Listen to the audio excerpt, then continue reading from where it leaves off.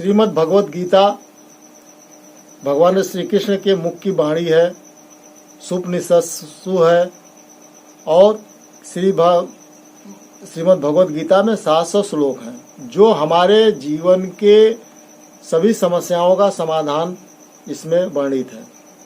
अब हम कितना समझ पाते हैं, कितना ले पाते हैं, क्योंकि आधी चौथाई श्लोक भी एक इंसान के समझ में आ जाए तो वह जीवन मुक्त हो जाता है। श्रीमद् भगवत गीता का ऐसा महात्मा है, ऐसा महत्व है, यदि आधी चौथाई श्लोक भी आपके समझ में आ जाए तो जीवन मुक्त हो जाता है। श्रीमद् भगवत गीता में भगवान ने एक योग बताया है, वह योग दुखों का नाश करता है, दुखों को समाप्त करता है। वह किस तरह करता है, आइए इस श्लोक के माध्यम से जानते हैं और आप भी इसका पालन कीजिए, बहुत आनंद आएगा और आपके बहुत सारे दुख कटेंगे। यह श्लोक ध्यान से सुनिए और इस श्लोक के बाद जो बातें होंगी, जो भगवान ने कही है, उस बात को आप तक पहुंचाने की कोशिश कर रहा हूं।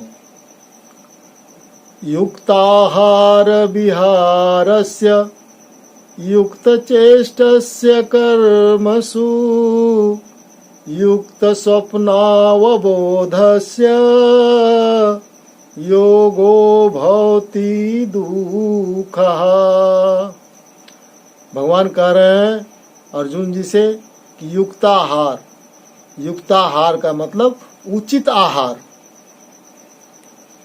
जो आहार सुपाच्य हो, जिसके खाने से शरीर में सात्विक बुद्धि हो, जो हम खा के हजम कर सकें, और युक्ताहार मतलब उचित आहार लेना चाहिए। हमें बहुत ज़्यादा नहीं खाना चाहिए, बहुत कम नहीं खाना चाहिए, बिल्कुल नहीं खाना चाहिए, ऐसा भी नहीं करना चाहिए। माने हमेशा हमको उचित आहार लेना ही चाहिए, जो बहुत ज़्यादा ना हो, बहुत कम ना हो। तो ये पहली बात है कि युक्ताहार।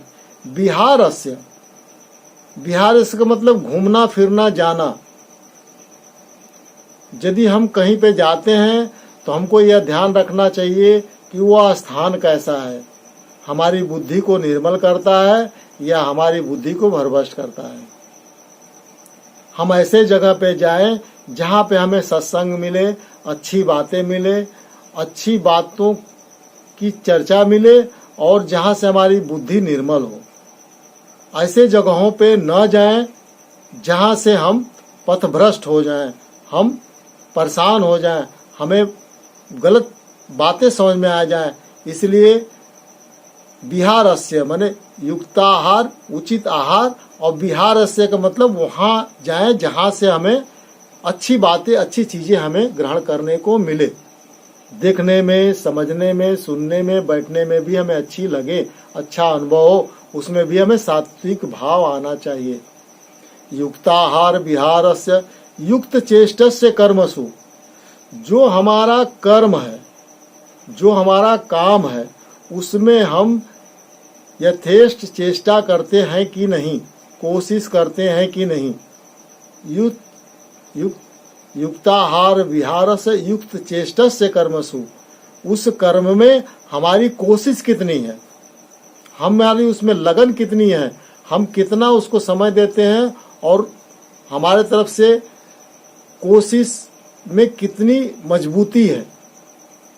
यदि किसी कार्य को करते हैं तो हम कितनी मजबूती से करते हैं, कितने प्रयास से करते हैं।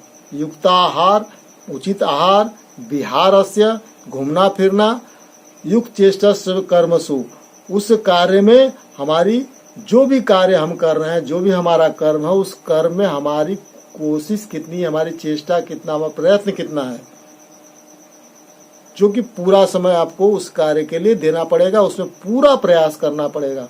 सफलता ऐसे नहीं मिलती है। युक्त स्वप्नावबोधस्य, जागना और सोना, कब हमें सोना चाहिए, कब हमें जागना चाहिए, यह आयुर्वेदिक मत से हमें सीखना पड़ेगा। यह सभी चीजें हमें आयुर्वेदिक मत में जाकर के सीखना पड़ेगा।